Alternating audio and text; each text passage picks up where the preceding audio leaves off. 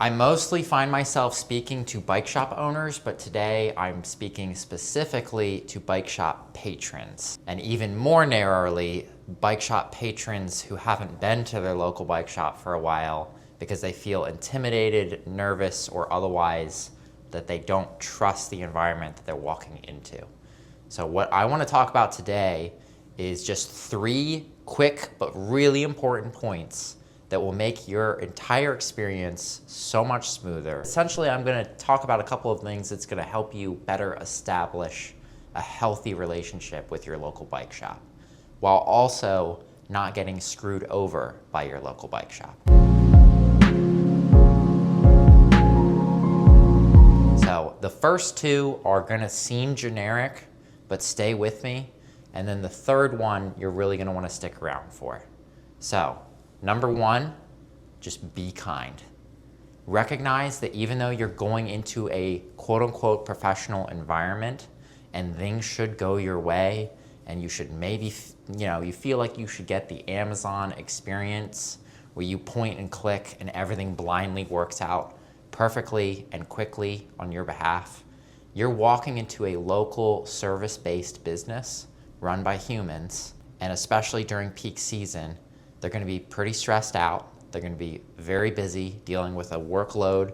There's lots of bikes coming in. There's lots of faces coming in. Yes, you want to feel like they recognize you and you have this rapport and you can sit and chat for a while. And maybe you got that experience when you stopped in last December, but now it's June or July and they're just slammed. Recognize that when you come in, just a little bit of niceness goes a long way. I'm not saying you need to kiss the ass of anybody that works in a bike shop, but just don't come in blindly out the gate, ask. Like, this is the person that comes in and they're like, how much is it gonna be? Can you give me a quote right now? I have a ride on Wednesday and it's Monday. Can you get it back to me tomorrow? All these things, they seem like innocent questions, but they can end up inadvertently irking the person that you're talking to, usually because they can interpret it as you are walking in and feeling that you are essentially more important than any other customers in the queue. So just be kind to the people that are dealing with your bikes, whether it's the mechanic or the service writer or the salesperson. They're all a cog in this process that's just revving at 110% during season. And they're all human and they're doing their best and they might be feeling a little bit tired, and just don't go in there expecting that they're gonna always give you the world immediately. Bikes are complicated, even though they're kind of a more family leisure activity. There's a lot going on behind the scenes. It is a trade skill. Please respect it for the skill that it is. And then this actually leads me into point number 2. And again, it's gonna seem generic, but just be patient. Whatever expectations that you have in terms of time, double or triple them, and then you will walk away happy. The customers that come in and they want the bike done yesterday, they walk out of my store with a big frown on their face. The customers that walk in here assuming that their bike is gonna take 2 or 3 weeks to get back, they are super delighted when I tell them 3 or 4 days. We're a small shop and we're pretty scrappy and we're pretty fast moving, and that's what allows us to have that 3 to 4 day turnaround. There are shops out there where you might see 3 or 4 or 5 weeks during peak season, but basically what I'm getting at is the customers that come in and they recognize I'm dropping this off into this busy little machine and it's gonna come out the other side whenever it does. And no amount of me pleading or begging is gonna change the fact that I walked in to a queue. There's other people that exist in the world, believe it or not, and we do have to kind of prioritize things in the order that they come in. So having that level of patience, it's gonna make your experience at the bike shop that much better. You're not gonna end up coming in disappointed because you had it set in your mind that you need to have it back XYZ. If you're going on vacation at the end of July, don't bring your bike into the shop at the end of July. Bring it in the first week of July. And then you can be without the bike for a week or two, no stress. Patience goes a long way. By the way, just a really quick note, if you're interested in drilling down further and figuring out how to either start or optimize your current bike business, we do have a tremendous amount of value behind our memberships. We're really proud of what we've packed in to something that we can essentially make available at a really accessible price point. It's essentially all of my hard-earned lessons over these past 10 years in business. You can check out the links below.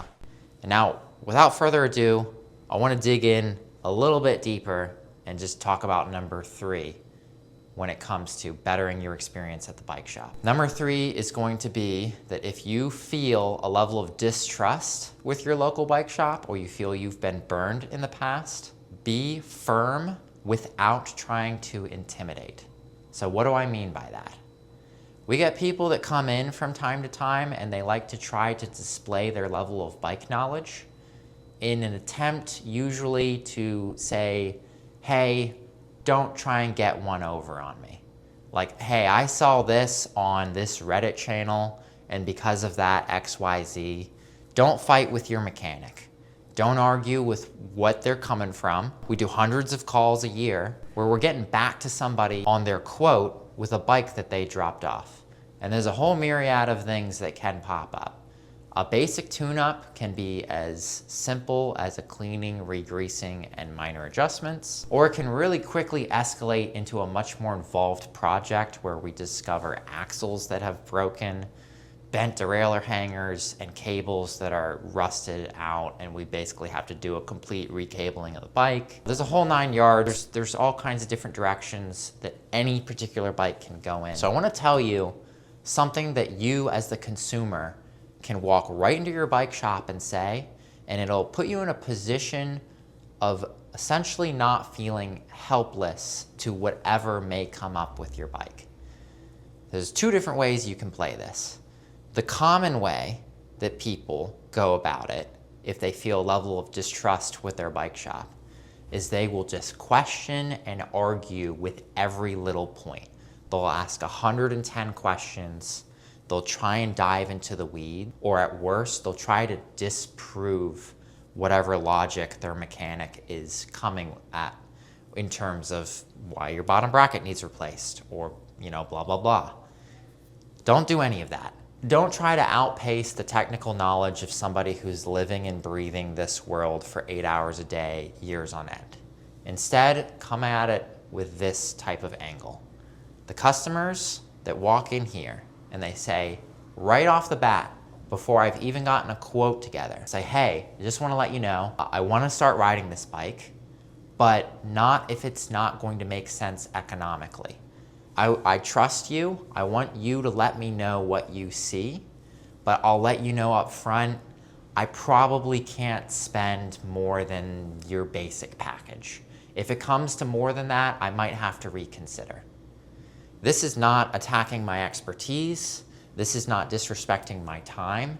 This is not trying to finagle a discount, even though all the other clientele is paying full price.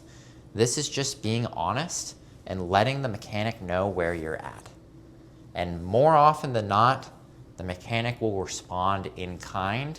And if you're really trying to get that little edge where they'll do an extra mile for you and maybe not tack it onto your bill at the end, that is the best way to go about it, is to let them know where you're at without expectation. Too many people, however, they do come in and they demand with expectation. This has the opposite effect of what they're looking for, and it leads to frustrated mechanics and frustrated clientele. So just make your whole experience a little bit smoother the next time you stop into your local bike shop. Just be clear in your intentions and everything will go so much better.